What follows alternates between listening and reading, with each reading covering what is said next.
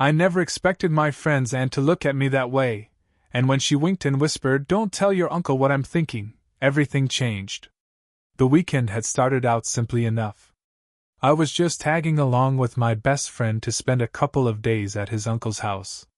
The place sat on a quiet street in the suburbs, framed by tall maple trees that swayed lightly in the early evening breeze.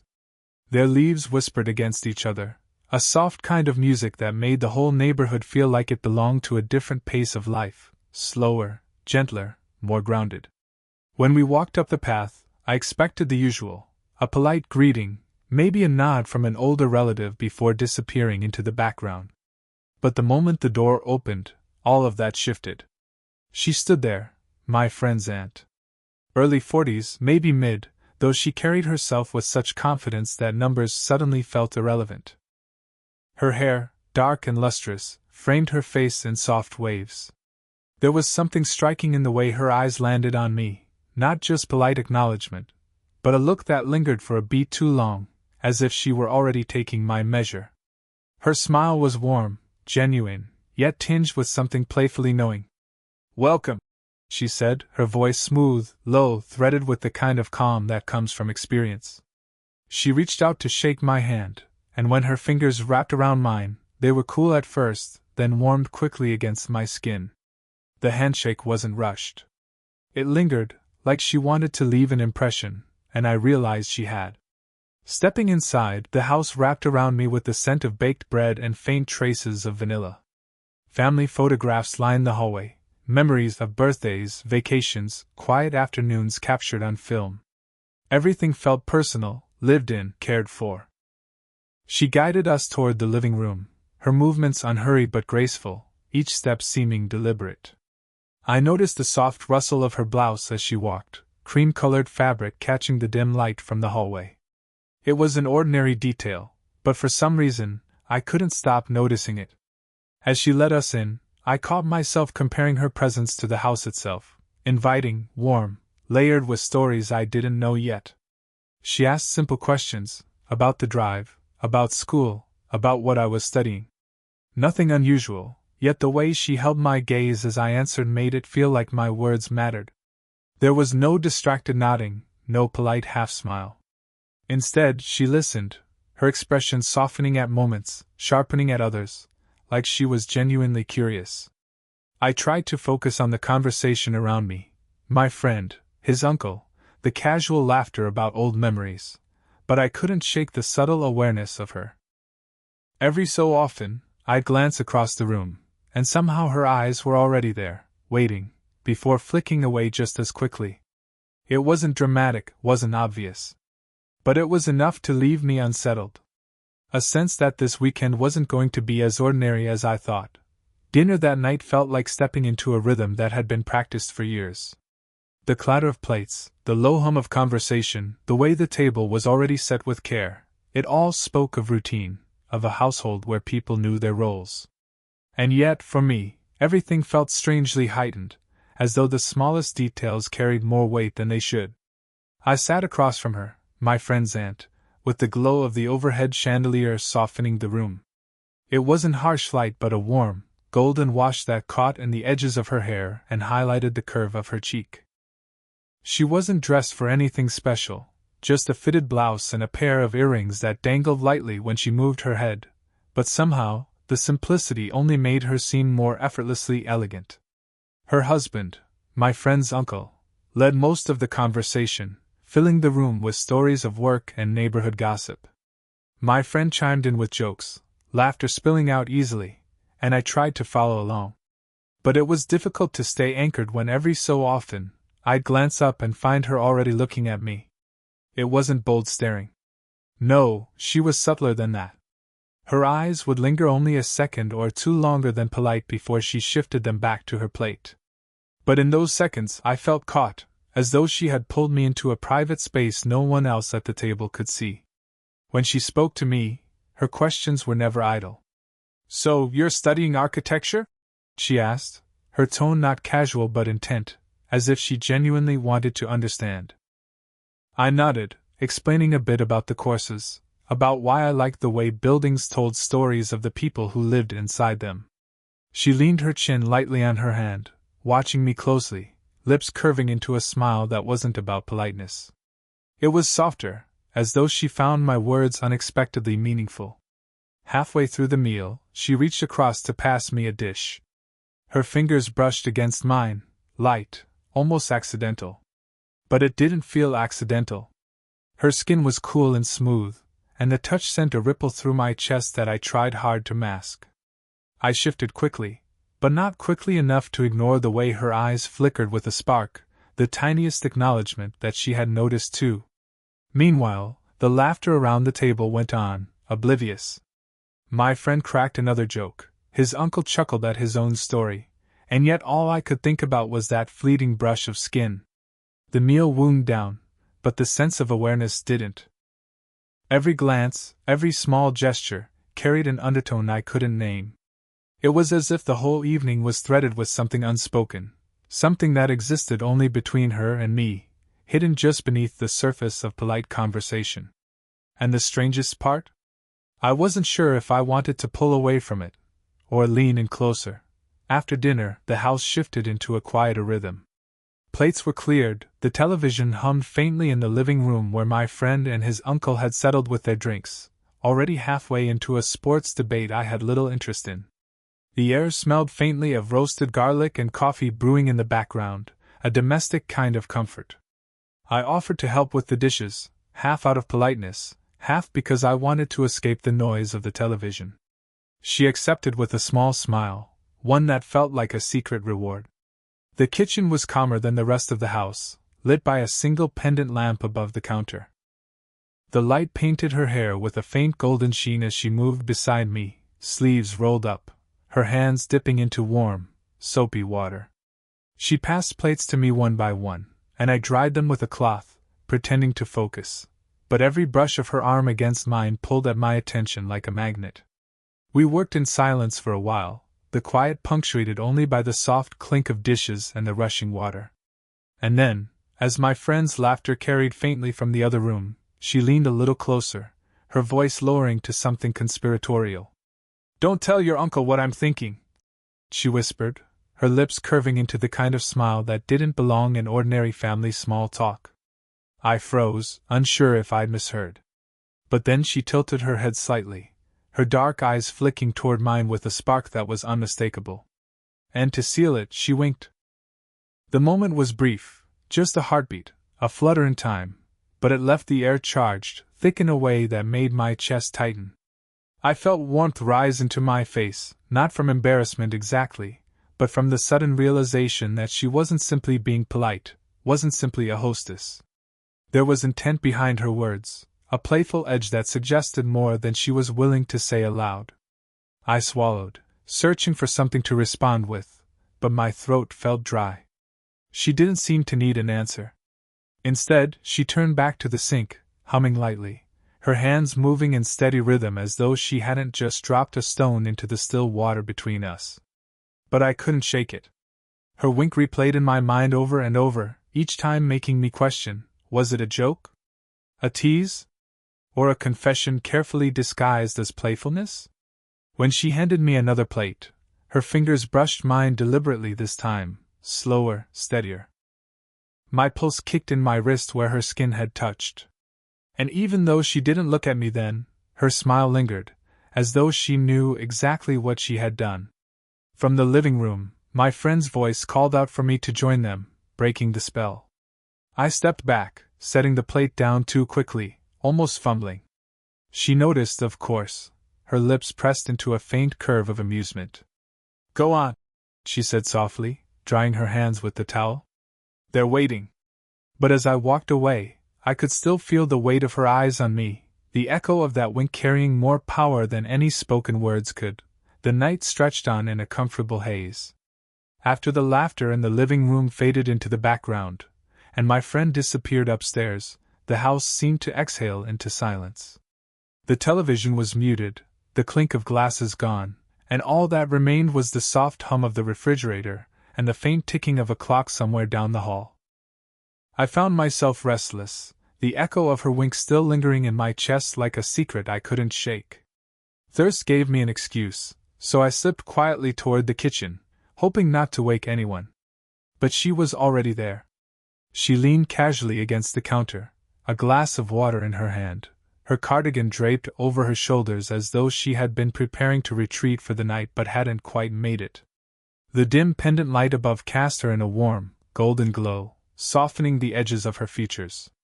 For a moment she looked less like someone's aunt, less like a hostess, and more like a woman simply caught in her own quiet moment. When she noticed me, her smile was small, unforced. "Couldn't sleep either?" she asked, her voice hushed, carrying the intimacy of the late hour. I shook my head, moving to the sink to pour myself water. "Just thirsty," I said, though even I didn't believe my excuse. The silence that followed wasn't awkward. If anything, it wrapped around us like a blanket, heavier than the air should have been. She set her glass down, her hand brushing against the counter, and the small motion drew my eyes. Her fingers were slender, steady, though she tapped them lightly as though she carried some unspoken energy. "You're quieter than your friend," she said finally, her tone gentle, observant. "More watchful." I shrugged, unsure how to respond. "I guess I just noticed things." Her eyes flicked to mine, and I felt the full weight of her attention. "I can tell," she murmured. We stood a few feet apart, but the space felt charged, like even the air between us was holding its breath. She shifted slightly, brushing a strand of hair behind her ear. The motion seemed small, but when her knuckles grazed my arm in passing, the touch sent a ripple of warmth up through my chest. Accidental, or maybe not. I tried to steady my breath, but the awareness between us had thickened. The hum of the refrigerator, the faint creak of the wooden floor beneath our feet, it all seemed louder in the silence. Our eyes met again, and this time neither of us looked away. There was no wink, no playful smirk, just something softer, searching, vulnerable, as though she was weighing the risk of letting me see past the polished surface she usually wore. For a suspended moment, it felt as if the night could tip either way, into something spoken or something forever left unsaid. And then, just as quickly, she exhaled softly, breaking the stillness with a small smile. "You should get some rest," she said, her voice gentler than before, though her eyes lingered. I nodded, but as I left the kitchen, I carried with me the faint warmth of her touch and the heavy silence of all the words we hadn't spoken. Later that night, sleep still refused to come. I tossed, turned, stared at the unfamiliar ceiling, and listened to the muffled quiet of a house that had gone still. Finally, I gave in and slipped outside, the wooden door creaking softly as I pushed it open to the porch. The night air greeted me with a coolness that carried the faint scent of grass and damp earth. Crickets sang somewhere in the distance, and the sky stretched out above, velvet black with only a scattering of stars. The porch light cast a muted glow over the steps, leaving the rest of the yard in shadow. I wasn't alone. She sat curled up on the wicker chair, her knees drawn close to her chest, a blanket draped lightly over her shoulders. In the soft glow, she looked different, less composed, less guarded. She glanced up when she heard the door, her lips curving into a faint, tired smile. "Couldn't sleep?" she asked, her voice low, almost blending into the night. I shook my head, easing down onto the chair beside her. "Too much on my mind." She gave a quiet laugh, more like an exhale. "I know the feeling."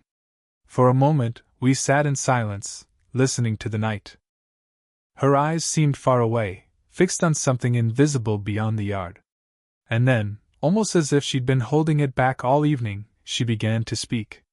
"You know, people always see me as put together," she said softly. "The dependable one, the one who keeps things running smoothly. But sometimes—" her words trailed off, her throat tightening before she pressed on.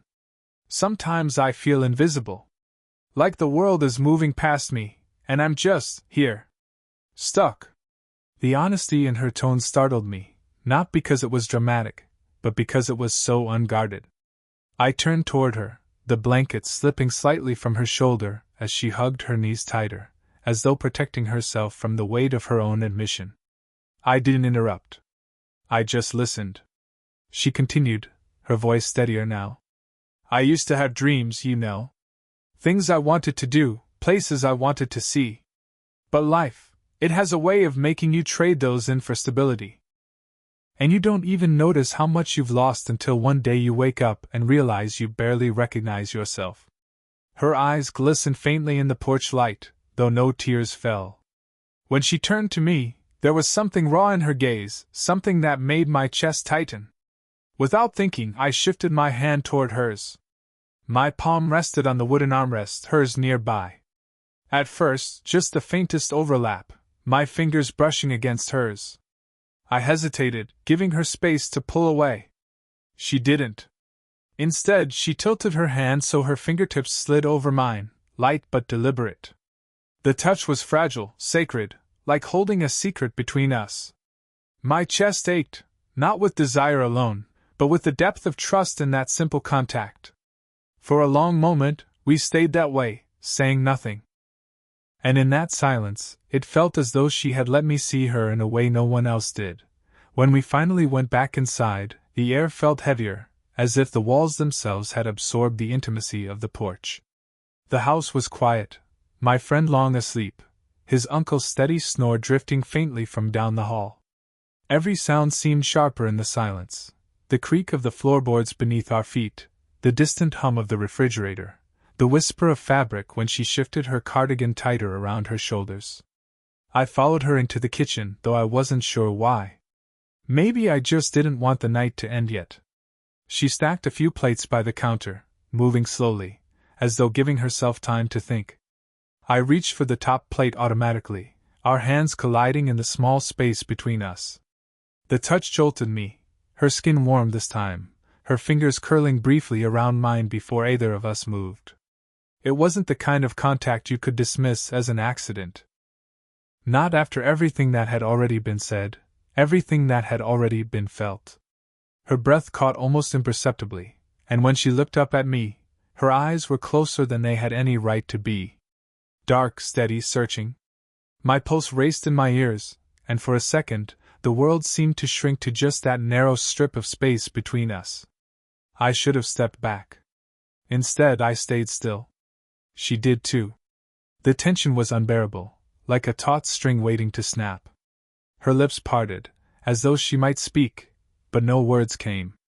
Only silence, heavy and charged. I could see the faint flush rising in her cheeks, the way her chest lifted with each shallow breath. When she reached out to steady the stack of plates, her hand brushed against my wrist. Not clumsy, not rushed, lingering. My skin tingled beneath her touch, and I realized I was holding my breath. For an instant, I thought she might close the gap between us. The thought alone made my heart hammer. But then, just as quickly, she stepped back, the plates secure in her grip, her shoulders squaring as though she had pulled herself back from the edge. The moment fractured, leaving the air strangely empty. "I should finish these," she said finally, her voice softer than usual, almost unsteady. She turned toward the sink, her back to me, giving herself something to focus on that wasn't my eyes. I swallowed, forcing a nod even though she couldn't see it. "Yeah, right?" I managed, though my voice didn't sound like mine. The silence stretched again, filled only by the sound of running water. My chest still ached with the closeness we hadn't crossed into, with the heat of the tension that lingered in every unspoken word. I knew then that this was dangerous, not because of scandal or consequence, but because of how much I wanted it. How much, despite the restraint, she wanted it too. And somehow, that unfulfilled pull felt stronger than if we'd given in. Morning light crept gently into the house, soft and golden, spilling through thin curtains and painting the wooden floor with muted warmth. The quiet of the previous night had shifted into a new kind of stillness, the kind that comes at the start of the day, when everything feels fresh yet unfinished. I packed my bag slowly, each motion heavy, as though leaving meant pulling myself away from something I wasn't ready to let go of. My friend was downstairs already, joking with his uncle about breakfast plans, their voices carrying up faintly. I heard no laughter from her. When I stepped into the hallway, I found her waiting near the front door, dressed simply, her hair pulled back in a loose knot, strands escaping in a way that made her look softer, more natural than I had seen her before. She held a mug of coffee in both hands, the steam rising faintly in the cool morning air. Our eyes met, and in that instant I knew she'd been waiting for me. "You're heading out soon," she said quietly, though it sounded less like a question and more like an acknowledgement. "Yeah," I replied, my voice low. "We've got a long drive ahead." She nodded, but her eyes lingered. For a moment neither of us moved, the sounds of the house around us fading into nothing. It was just her and me, caught in a pocket of silence that felt fragile, like it could break if either of us spoke too quickly. Then she stepped closer, setting her mug down on the small table by the door. Her hand reached out, brushing lightly against mine. Not by accident, deliberately, carefully. Her fingers curled around my hand, her grip warm, steady, though faintly trembling, as if she too was caught in the pull of everything left unspoken. "Thank you," she murmured. I frowned slightly. "For what?" Her eyes softened, searching mine. "For listening. For seeing me." The words were simple, but the way she said them carried a weight that sank deep into my chest. I squeezed her hand in return, my thumb brushing over the back of her palm. That small motion seemed to still her, her breath catching as though the tenderness alone meant more than it should have. The sound of footsteps echoed from down the hall, my friend returning to the entryway. Quickly she let her hand slip from mine, but not before pressing a final, lingering squeeze into my fingers. The touch remained ghost-like, even after she pulled away. When my friend called out that it was time to go, I shouldered my bag. She smiled then, not the playful, teasing curve from the night before, but something gentler, realer. A smile that carried gratitude, longing, and something that neither of us dared give a name to. As I stepped outside into the bright morning, I knew the weekend was ending. But her presence, her voice, her touch, they would not leave me. They would stay, quietly, deeply, like a secret etched into my memory. And in that lingering silence between us, I realized some moments don't need to cross the line to last forever.